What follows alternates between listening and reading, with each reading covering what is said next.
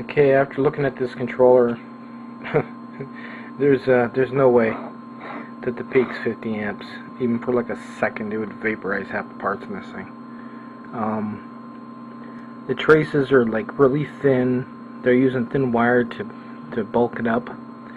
They have this copper bus bar right here that would pretty much, it's got such thin wire solder on the FETs, it would pretty much vaporize wherever it was soldered, even for a millisecond.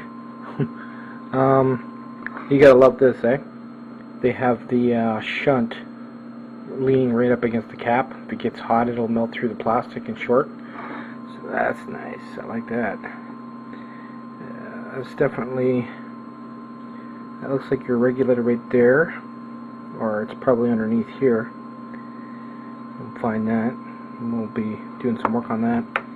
If you're running anything over 63 volts, I'll have to check the FETs, see what they're rated at. But the caps are only rated for 63, so you'd have to replace these two for sure.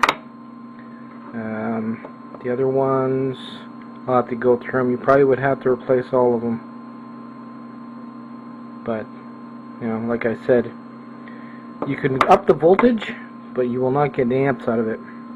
The software can be modified to pretty much, you can get it to say whatever you want if you have a compiler. I could, just for shits and giggles, I could make it 1 to 1,000 amps if I wanted to. Put my name on the software if I wanted to. So you can't go by what it says, like the graphical portion of it, because in the background it'll probably go from, I would say, from the normal, what do you call it, the continuous or whatever, it'd be 1 to 20, no, let's say maybe 1 to 20 amp, or maybe 1 to 25 amp, and the max would be 1 to 35 amp. That would make more sense. So basically they're just taking advantage of the graphical interface, and you know, people believe what they see. So, but there's just no way.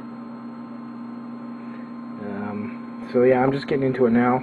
I'll replace the caps, modify the regulator, and that way I can take it way over 63 volts. But I still gotta change. I gotta check the FETs, see if they can even take it. Wow.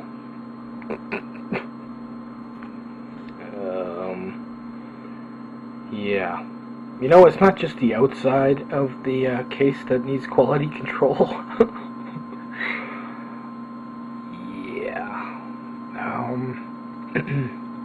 That's pretty bad. They got, like, these two here are almost touching together.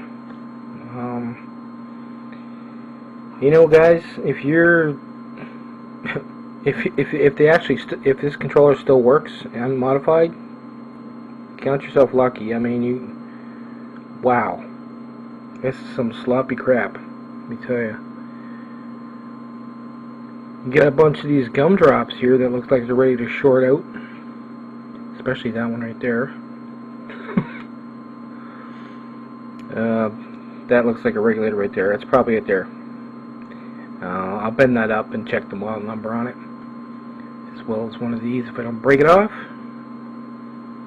Yeah, a lot of surface stuff in here that's barely soldered. That's freaking nasty. I would hate to have to work on this thing. You know what? If this thing blows, I'm just going to chuck it in a dumpster. Oh God, you got gates right next to the pin of the FET, by the looks of it. That's scary. Give me a few days to work with this, and if I don't blow it up, I'll post another video.